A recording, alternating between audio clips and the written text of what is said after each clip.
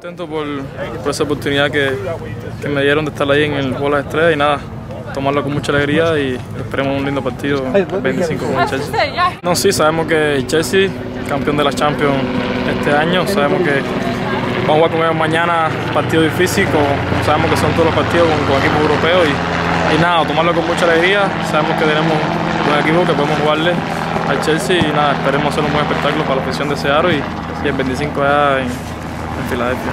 Sí, yo pienso que con Seattle aquí que el equipo es estamos más acoplados, más juntos, sabemos que es un poquito mejor, pero bueno, sabemos que vamos a hacer un buen trabajo el 25 con todas las figuras escogidas para jugar las estrellas y esperemos que en los dos partidos sea favorable a nosotros.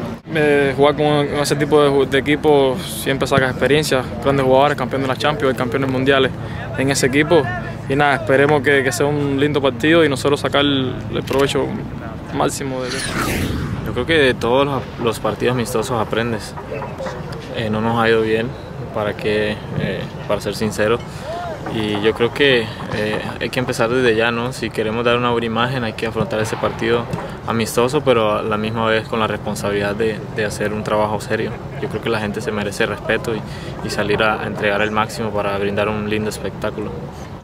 Seguro, en cada línea que juegues, responsable, entregar al máximo, y aunque no tenemos la responsabilidad de ganar, sabemos que la responsabilidad es demostrarle al hincha que defendemos la camiseta, no importa qué clase de partido sea.